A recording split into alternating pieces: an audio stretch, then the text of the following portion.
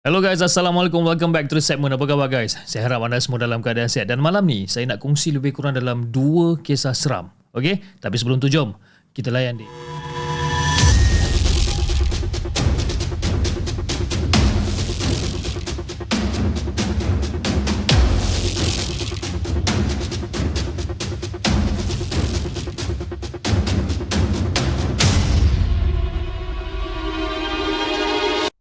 أعوذ بالله من الشيطان الرجيم بسم الله الرحمن الرحيم لو أنزلنا هذا القرآن على جبل لرأيته خاشعا متصدعا من خشية الله وتلك الأمثال نضربها للناس لعلهم يتفكرون صدق الله العظيم.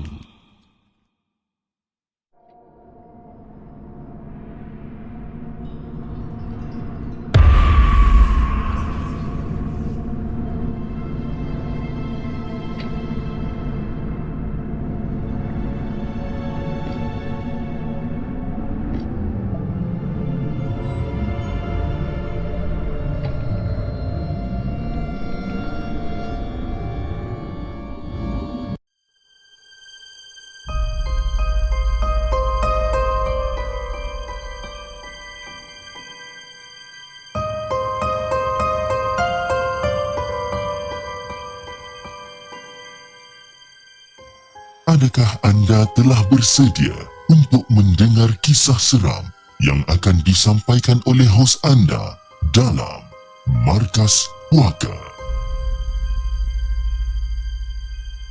Assalamualaikum kepada Hafiz dan juga kepada semua penonton Markas Puaka. Waalaikumsalam warahmatullahi. Nama saya Afan dan saya ada satu kisah yang ingin diceritakan kepada anda semua. Jadi untuk makluman semua, nenek saya ni dia merupakan macam Mak Andam tau. Mak Andam dekat kampung kami yang aktif di sekitar tahun 1990-an sehinggalah ke tahun 2003. Dan pengalaman ni diceritakan sendiri oleh nenek kepada saya. Jadi Fiz, pada satu hari ni, nenek dia telah menerima tempahan andam daripada jiran kampung. Dan apabila sampai dekat tarikh perkahwinan ni, nenek dan juga atuk telah menyempurnakan segala kelengkapan untuk majlis tu lah. Jadi bila dah siap pasang dan juga hias pelamin pada waktu siang hari, nenek pun pulanglah ke rumah untuk berehat sekejap. Jadi sementara menunggu malam dan perlu datang balik ke rumah pengantin tu, macam-macam benda lah nenek buat. Biasalah Fish, suasana majlis kenduri kat kampung era tahun 90-an ni memang meriah. Dengan majlis berinai, dengan gotong royong, memasak, merewang dan sebagainya ni. Jadi setelah selesai majlis berinai ni, nenek pun mengemaslah barang-barang keperluan dia dan untuk pulang ke rumah.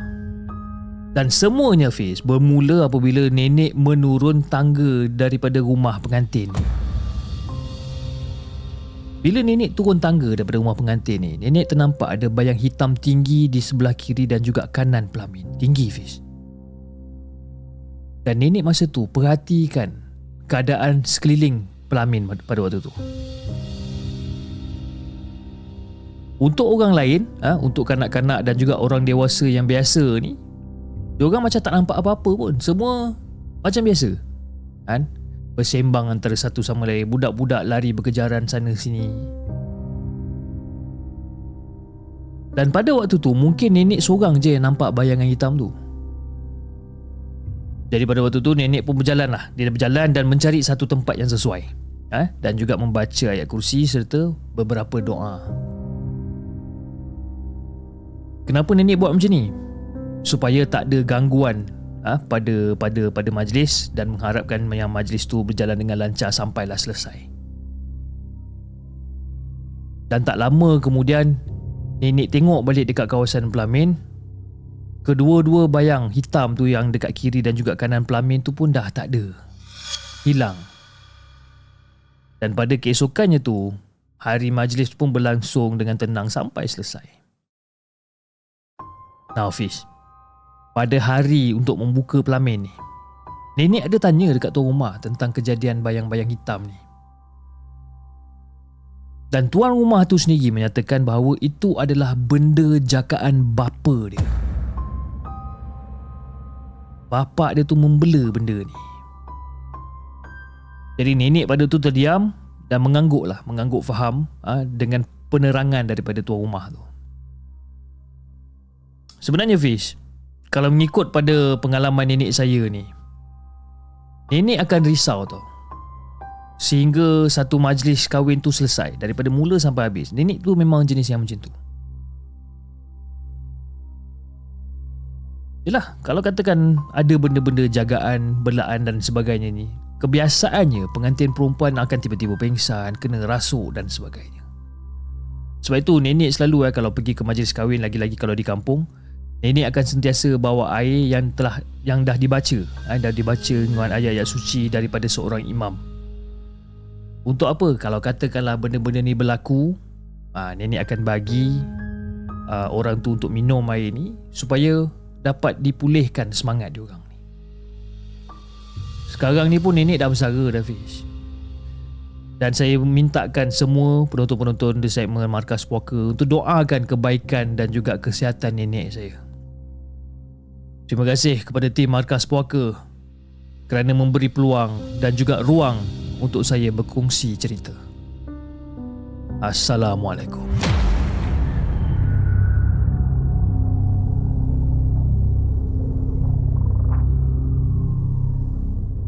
Jangan ke mana-mana. Kami akan kembali selepas ini dengan lebih banyak kisah seram.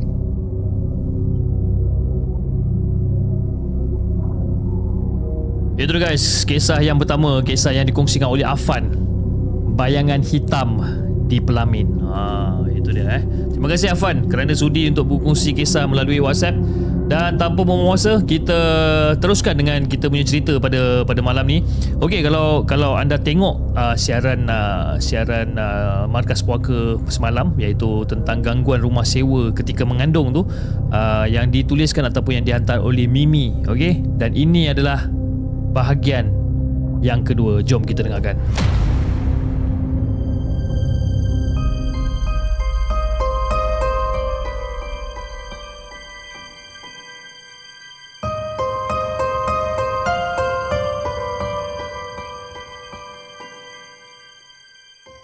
Adakah anda telah bersedia untuk mendengar kisah seram yang akan disampaikan oleh hos anda dalam Markas Puaka? Assalamualaikum semua. Waalaikumsalam warahmatullahi. Nama aku Mimi dan kisah benar ni terjadi semasa aku mengandung ketika tinggal di sebuah rumah sewa bersama suami aku. Seperti yang disebutkan tempoh hari, maafkan aku disebabkan cerita ni agak panjang dan terpaksa dipecahkan kepada dua bahagian. Dan untuk bahagian ni agak panjang sedikit daripada bahagian yang pertama. Jadi kali ni aku nak cerita tentang mimpi, orang kata pelbagai gangguan yang telah berlaku ni. Mimpi tentang pelbagai gangguan yang telah berlaku. Jadi mimpi buruk setiap malam tu adalah perkara yang biasa, Fiz. Mimpi sepasang tangan nak mengusap perut aku, benda tu pun dah biasa juga. Dan dalam mimpi tu, aku bermatian-matian melindungi perut aku daripada disentuh oleh sesiapa ataupun apa-apa pun. Dan aku juga selalu bermimpi seorang perempuan berbaju lusuh putih, berkulit putih pucat, bibir dia pun pucat juga, serta dia berambut panjang. Aku selalu mimpi perempuan ni. Dan dalam mimpi tersebut, Fiz, aku berada dekat satu tempat yang paling asing. Memang asing sebabkan apa?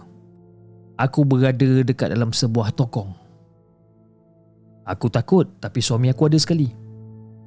Cuma setiap kali mimpi, suami tidur. Dan aku dan juga perempuan tu, dia seolah-olah macam kita orang ni berkomunikasi antara satu sama lain, tapi aku lupa apa benda yang aku cakapkan. Dan aku lupa suara perempuan tu. Cuma apa yang aku ingat, perempuan tu minta aku untuk cari barang dan bagi kepada dia. Dan sampai sekarang, aku tak tahu barang apa yang perempuan ni nak.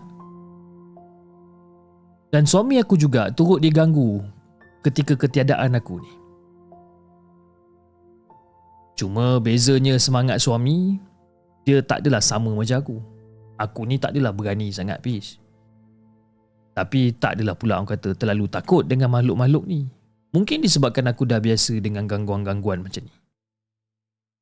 Dan suami aku bekerja shift pagi selalunya.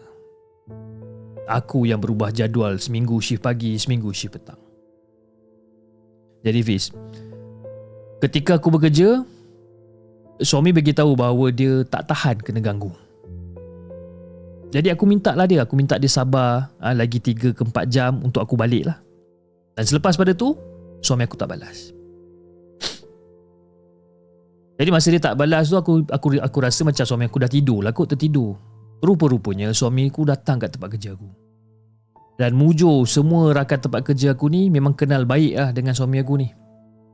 Dan salah seorang daripada rakan aku segera menjauhkan diri selepas kedatangan suami aku ni. Segera aku minta maaf, risau kalau kehadiran suami aku ni tak disedangi oleh kawan aku ni. Rupa-rupanya Fiz, dia menjauhkan diri daripada suami aku sebabkan dia kata ada sesuatu benda yang ikut suami aku sampai ke sini.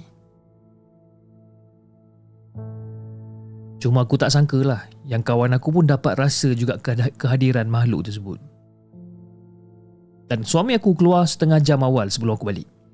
Dan rakan aku meminta agar aku bagi tahu suami aku untuk lebih berhati-hati kerana makhluk tersebut tetap akan mengekori dan juga mengikuti suami aku ni. Tandas dekat dalam bilik kita orang ni pun bagaikan ada yang sibuk menggunakannya setiap malam.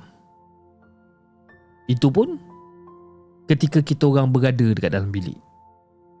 Jadi Fiz, bunyi yang sering kita orang dengar adalah bunyi flash jamban, bunyi orang mandi dan juga bunyi seperti ada orang sedang mengalih-alihkan barang mandi. Kan? Jadi suami akulah yang akan dikejutkan oleh aku kalau katakan ada bunyi-bunyi benda-benda pelik ni. Aku nak mandi, ada yang sibuk nak mandi juga. Tak pasal-pasal aku kena tunggu turn pula. Lebih kurang macam tu lah. Ini belum lagi aku nak cerita tentang gangguan kalau katakan mandu kereta ni. Setiap kali kalau aku mandu kereta, aku akan mendengar suara-suara yang aneh dekat dalam kereta. Kalau kata macam aku dah rimas, aku buka tingkap. The moment aku buka tingkap, aku akan pasti terbau. Bau-bauannya macam wangi-wangi macam tu. Kadang-kadang terdengar juga bunyi budak kecil menangis ketika aku tengah ralit memandu. Dan gangguan tu Fiz, dia berlarutan tau. Berlarutan sehingga berbulan-bulan lama dia. Dan perut aku ni dah makin lama makin besar ni Fiz. Jadi aku dengan suami mula fikir, kalau aku dah selamat melahirkan nanti, apakah anak aku akan berada dalam keadaan baik jika masih dibiarkan gangguan-gangguan ni? Bukannya kita orang tak nak berubat Fiz. Yang datang berubat pasti diganggu teruk sampai kena demam. Selepas tu kita orang pun akan diganggu juga dan gangguan tu lebih dahsyat setiap kali kalau kita pergi berubat. Dan semua yang datang berubat ni mesti diorang cakap ada seorang perempuan dekat dalam tandas dapur aku ni. Aku tak pasti sebab aku dan suami hanya menggunakan tandas bilik je. Tandas dapur kita orang tak pernah pakai pun. Jadi Fiz, ada sekali tu, masa tu kita orang kat dalam bilik, mendengar bunyi seseorang sibuk dekat dapur ataupun dekat tandas. Tapi bunyi tu memang kita orang dah biasa dengar. Kadang-kadang kita orang terasa macam berkongsi rumah sewa dengan berkongsi rumah, berkongsi sewa dengan penyewa lain punya juga. Sampai tahap macam tu Fiz, kita orang terasa. Pernah sekali tu ada ustaz yang datang untuk tutup hijab mata dan juga telinga kita orang suami isteri ni. Tapi benda tu tahan 2-3 hari je Fiz. Dan gangguan akan berlaku semula seperti biasa. Sehinggalah ditakdirkan suami mendapat seorang staf yang serasi berubat dengan gangguan kita orang ni. Dan kami mendapat semua jawapan daripada mana asal usul gangguan-gangguan ni Fiz. Jadi pada waktu tu, aku dengan suami panggil dia Imran. Isteri Imran pun syarat mengandung sama macam aku. Jadi tanpa pengetahuan suami, beliau meminta petunjuk terlebih dahulu sebelum datang berubat ke rumah aku dengan mendirikan solat istikharah 3 hari berturut-turut. Jadi aku dengan suami tak memanggil orang untuk berubat kerana dah ramai yang diganggu dan tak nak terjadi lagi. Dan secara tiba-tiba, Fiz, Imran ni dia menyatakan hasrat untuk datang melihat-lihat ataupun tengok-tengok rumah kita orang ni. Jadi suami pun dah bagi tahu dekat Imran ni, untuk Imran fikir masak-masak sebelum datang. Sebab kenapa? Dia tak nak Imran diganggu dan juga keadaan isteri beliau yang masih syarat sama seperti aku ni. Fiz, sebenarnya kan, kalau nak ceritakan cara Imran berubat ni memang panjang sangat. Cukup aku bagi tahu Imran berkomunikasi dengan makhluk tersebut dalam bahasa Arab. Solat hajat yang diimamkan oleh Imran juga sebelum berubat tu diganggu. Sehingga kan Imran terpaksa meneruskan solat dalam keadaan duduk. Imran berlawan hingga terpelanting ke pintu pun ada. Dan suami aku ternampak perempuan berlega-lega dekat dalam kawasan rumah kita orang ketika Imran sedang berubat. Jadi Fiz, seperti yang dijangka, Imran pun mengalami masalah selepas mengubati rumah kita orang ni. Imran tak dapat nak masuk 3 hari berturut-turut selepas kejadian tu. Tapi Imran tak cerita dekat kita orang apa benda yang dia jadi sebenarnya. Cukup dia katakan semuanya sudah selesai. Itu je dia cakap. Dan Imran turut menceritakan asal-usul gangguan-gangguan ni. Now, gangguan pertama sendiri berasal dari dalam rumah, Hafiz. Gangguan kedua pula berasal daripada keturunan suami yang suami aku sendiri tak tahu. Gangguan ketiga berasal dari perempuan yang mati ketika mengandung. Jadi ketika tu aku dengan suami masuk ke rumah sewa pertama kali tanpa apa-apa perlindungan diri. Dan gangguan makhluk dekat dalam rumah ni mula ganggu kita orang. Oleh disebabkan tu, gangguan daripada keturunan suami ni ingin melindungi suami sekaligus melindungi keturunan suami yang berada dekat dalam kandungan aku ni. Kandungan aku diganggu oleh makhluk perempuan yang tak terteram tu. Dan kata Imran juga, makhluk perempuan tu nak mengambil anak aku tapi agak susah disebabkan ada perlindungan saka daripada keturunan suami. Jadi bila Imran cakap sendiri dan bila Imran cakap sekarang ni pada kita orang ni, baru kita orang faham. Dan suami sendiri baru tahu tentang hal ni. Dia tak pernah tahu selama ni. Memang betul suami ada menyimpan barang lama arwah bapa dia ni. Memang betul. Tapi pasal ni nanti aku cerita sebab panjang sangat, sebab banyak sangat barang lama, di antaranya kotak lama yang mengandungi tulisan Jawi yang tak dapat dibaca, rantai yang dibalut dengan kain berwarna kuning yang mengandungi benda-benda yang aneh, streka lama yang berasal dari dalam laut dan juga tepak sihir, macam-macam benda lah. Itu nanti aku cerita kemudian lah. Jadi Fiz, selepas selesai berubat, Imran pesan supaya jangan buka pintu bilik belakang selepas 3 kali maghrib. Dan Imran juga berpesan selepas maghrib pada malam tersebut, terdapat 2 kemungkinan sama ada makhluk tersebut memberi gangguan paling dahsyat ataupun tak memberi apa-apa gangguan langsung. Antara 2 ni je. Yang paling ekstrim ataupun tak ada gangguan. Dan Imran juga berpesan agar kita orang sentiasa kuat semangat dan mengamalkan amalan Bismillah 5. Jadi setelah selesai berubat ni Fiz, suami pun hantarlah Imran balik dan terus datang ke tempat kerja aku.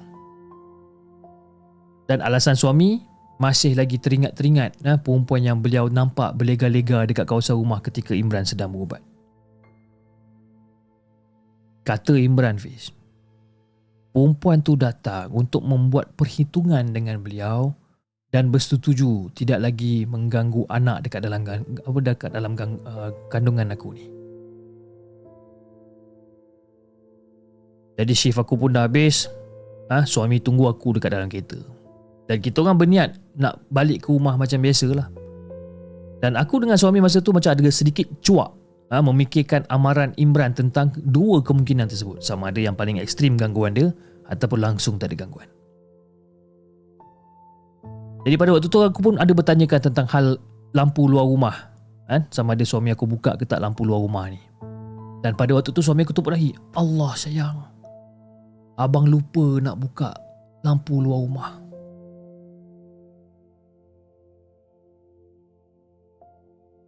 Kebetulan pada malam tu Fish, bulan mengambang sangat-sangat cerah. Benda tu lagi seram lagi menambah seram kita orang nak balik rumah. Tengok bulan mengambang macam ni. Jadi pada waktu tu suami cadang untuk tidur dekat hotel yang berdekatan. Sayang, kita tidur hotel lah malam ni yang. Tak nak lah bang. Aku tolak masa tu. Sebab apa? Bagi aku, rumah tersebut kita orang yang sewa, bukan untuk makhluk lain. Kita orang sewa untuk diri kita orang sendiri. Balik je lah macam biasa walaupun apa yang terjadi. Dan masa tu suami aku memang pening dengan perangai aku masa tu. Dan suami pun mengajak juga pulang ke rumah orang tua aku yang terletak tak jauh daripada tempat kerja kita orang ni. Dan masa tu jam menunjukkan pada pukul 12.30 tengah malam. Dan aku masih 50-50. Nak pergi ke tak nak? Sebab kan aku tak naklah ganggu orang tua aku tengah-tengah malam. Dan aku cakap kat dia, okey tak apa. Biar saya telefon parents saya.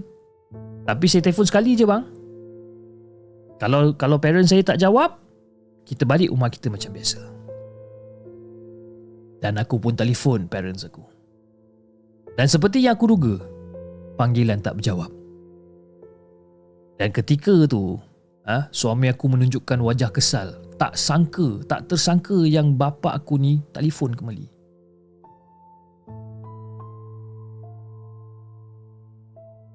Jadi kita orang pun bergeraklah ke rumah orang tua.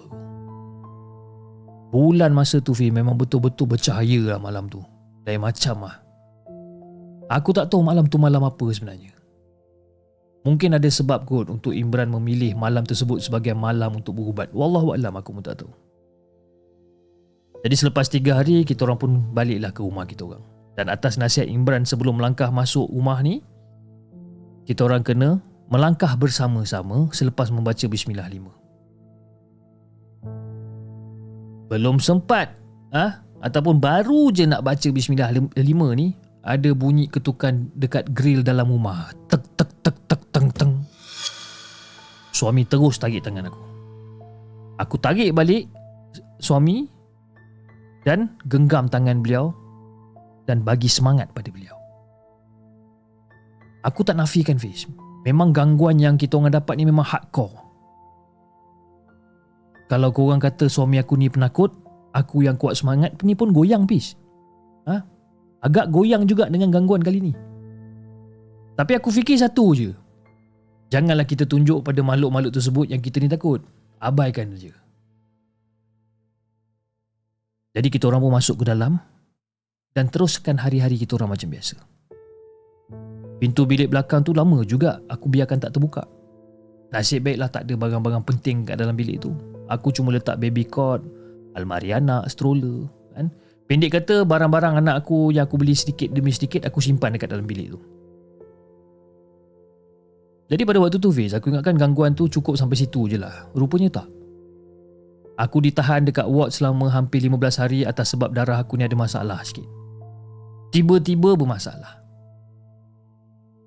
Sebelum ni, masa check up, setiap bulan buat check up tak ada pula masalah. Pihak hospital sendiri mencari punca apa masalah ni. Dan pihak hospital mengatakan bahawa aku kena bersalin awal. Ketika tu kandungan aku masih lagi belum matang. Dan aku sendiri, aku juga diberikan suntikan untuk mematangkan paru-paru anak. Sedih Fish. Dan keluarga aku juga berikhtiar untuk berubat kampung. Jadi pada satu malam ni,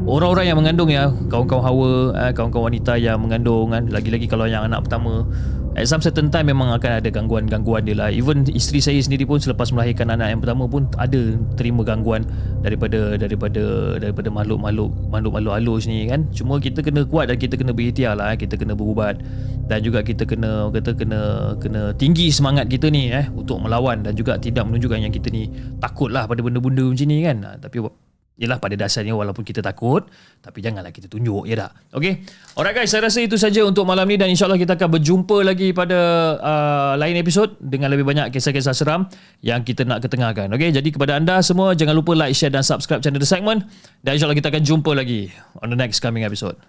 Assalamualaikum.